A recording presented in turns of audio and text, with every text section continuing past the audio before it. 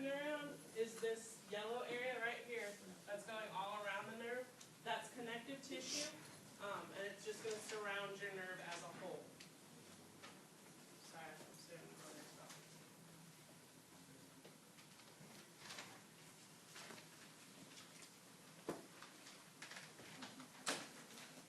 And on this picture, your epineuron is going to be the pink part that you see on the outside here. That next layer in, the perineuron, is going to be your purple layer. And you can see that right here. And the perineuron is also connective tissue. And what it does is it holds together a bundle of nerve fibers, which is also known as a fascicle. And so you can see that one on here. Each of these is a fascicle, each of those bundles. And that thickened portion on the outside is that perineuron that we're talking about.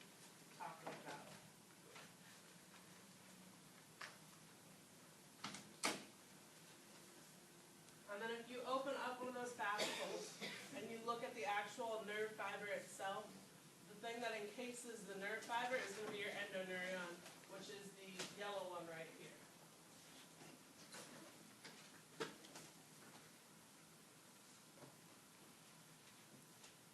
So does that kind of sort of make sense? We're just working our way inside. So what's the outermost part called? Epineuron. Right, and what is it? What kind of a tissue? Connective tissue. Connective tissue that surrounds the nerve. And so the reason we have all this connective tissue is so that way your nerve fibers don't just fall apart. It just holds everything together. Has everyone got that? You guys want me to go back over it one more time? Yeah, go back over it one more time? No? Go back over it one time. Alright, so we've got the epineurium is on the outside, and it surrounds the nerve as a whole. You guys remember nerve fibers were what? Say it loud. Axons. Make sure you remember that. And so a group of those nerve fibers that are clustered together is this word right here, the fascicle. And you're looking at a fascicle right here where you just have a cluster of those nerve fibers together. All of those axons clumped together. Now each of the fascicles is surrounded by the perineurium, which is this thickened part that you see right here going around the fascicle. Does that make sense? I know it's a little confusing. So the fascicle is the actual group, the perineurium is just what surrounds the group. And then if you look at the actual nerve fiber, you have the endoneurium, which surrounds it and holds that nerve fiber together. Good? Okay.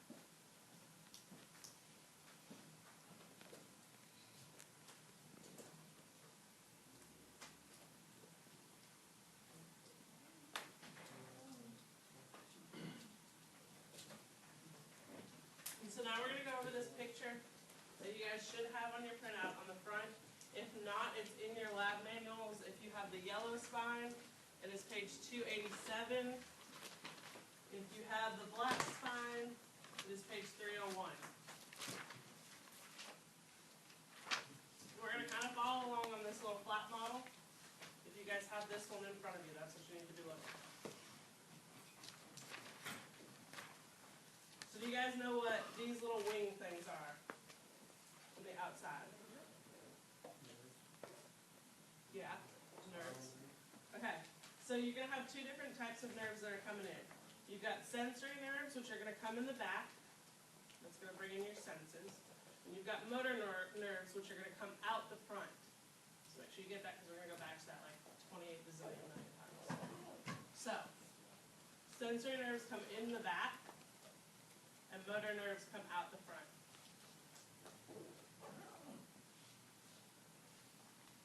And you can see that in this little picture right here. Your sensory is coming in, and your motor is coming out. And sensory is sometimes referred to as afferent. Motor is sometimes referred to as efferent. All means the same thing.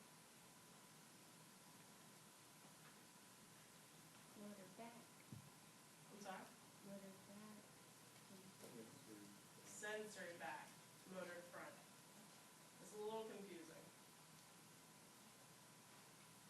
Do you guys know what this bump is up on the top? On that, which one is that? That has the bump. Is it a sensory or motor? Sensory. How do we know it's a sensory?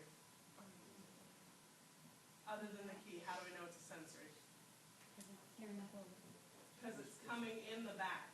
You see how these two are coming in the front, and those that I can't reach are coming in the back? Okay. So, what is that bump on the sensory neuron called? A ganglia. Who said that? Good job. And what is a ganglia? You guys just had your test. I hope you know what it is. It's a group of soma, or a bundle of cell bodies. Good job. Super fast. Okay. So, when we're looking at the butterfly, hang on, let me show you. The butterfly is what we're about to focus on. Do you guys all see what I'm talking about when I say the butterfly?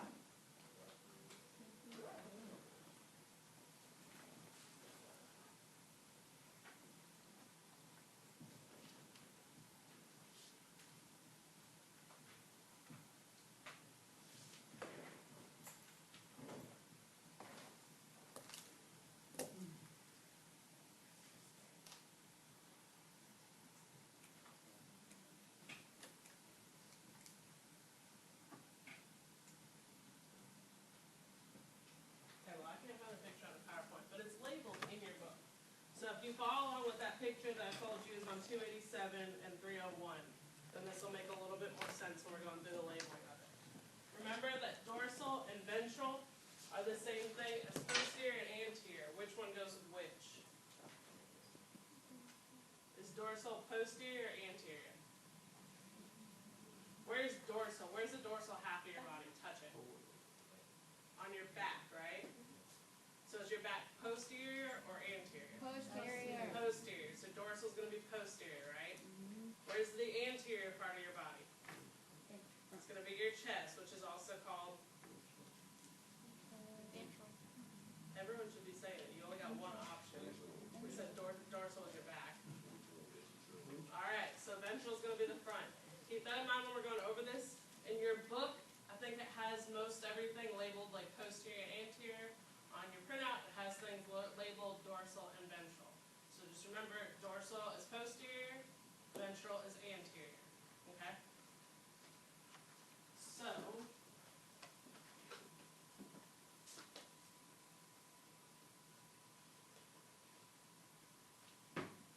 when we're looking at the butterfly, your butterfly has horns and columns. And so when you're looking here, the horn is going to be the tips of the butterfly wing. Does that make a little bit of sense? So you've got 4 horns, right? Because you've got 4 tips. Does everyone know what we're looking at, what this is as a whole?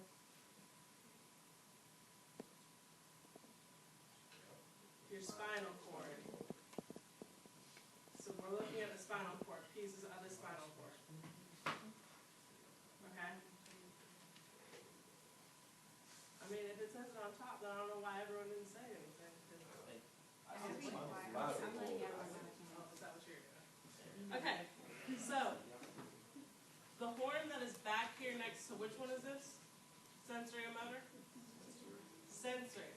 The one that is in the back, the horn that is in the back towards the sensory nerve is going to be your dorsal horn or your posterior horn.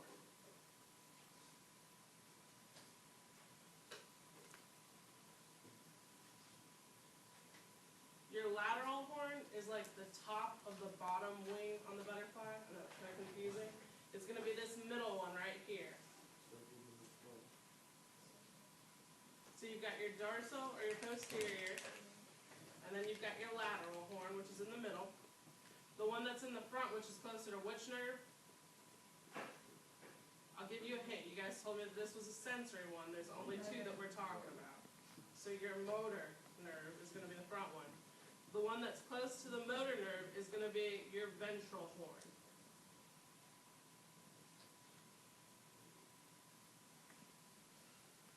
And it's the same thing on the other side. You just know that in your book it labels only one side so you can see all the structures.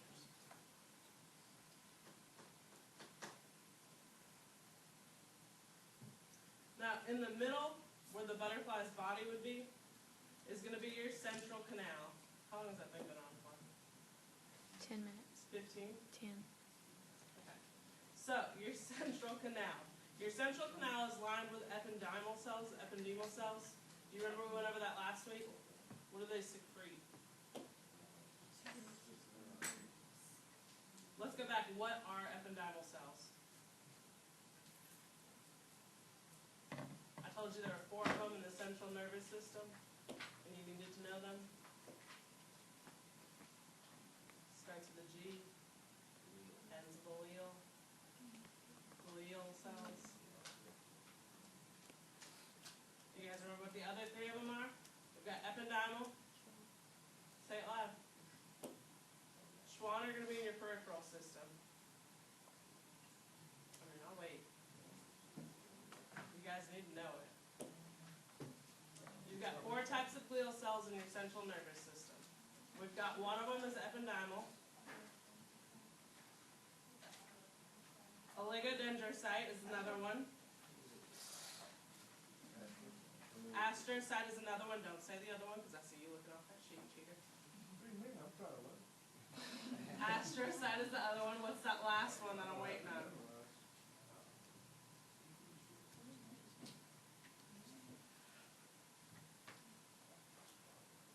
Go ahead and tell them. Come on, Coach. Help us out. Help us out, Coach. You guys have all these chapters in your lab manual. I mean, so you could just like, I don't know, turn the page back and look and figure out what it is.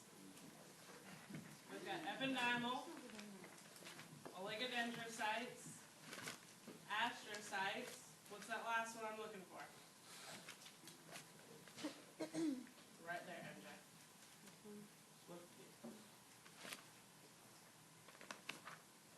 You want the microglia? Say it loud. Did you want the microglia? Microglia. Come on, guys. Make sure you know these. I told you you've got your test coming up. If you don't know it, you're not going to do well in that lab practical. I told you you need to know the function. You need to know what they look like. Okay, so we said what lines the central canal, which is the butterfly body? Ependymal cells, which secrete what? Cerebrospinal fluid. Okay? Above that is the dorsal canal, the dorsal column.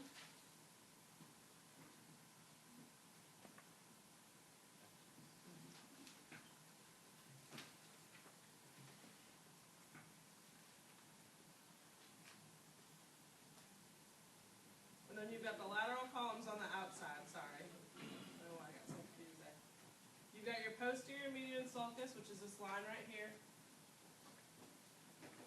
And you've got your anterior median sulcus, which is the line right there.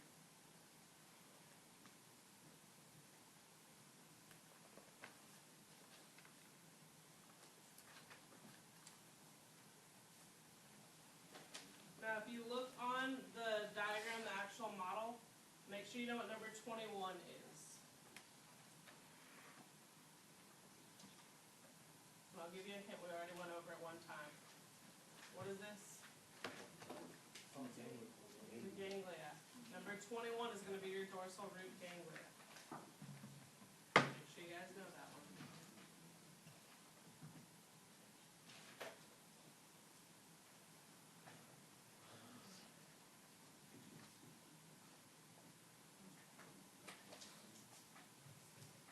And the whole middle section, not just the canal, is going to be your gray commissure. So just running down those real quick, the ones that you should know for sure, are your posterior median sulcus. Where's that? The back. The back what? The back, Where? This line? Does that sound right? Alright. Where's the dorsal horn? Top left on the wing. Is that right? Where is the lateral horn? The middle of what? Here? The middle left on the outside of the wing. Remember, it's going to be on both sides. Both sides have a lateral horn. Both sides have a dorsal horn. Where is the gray commissure? The whole middle, the butterfly's body, right? Where's the ventral horn? The bottom 2 wings. And where's the anterior median fissure? The front. Right here? Okay. Alright, and then you need to know the dorsal column. So on the other side, did you guys catch where that was? Okay. Your central canal. We good on that one? Your dorsal root of the spinal nerve. We went over that, right? It's going to be your sensory neurons. And your ventral root of the spinal nerve is going to be what? What is this, guys? Your motor neuron.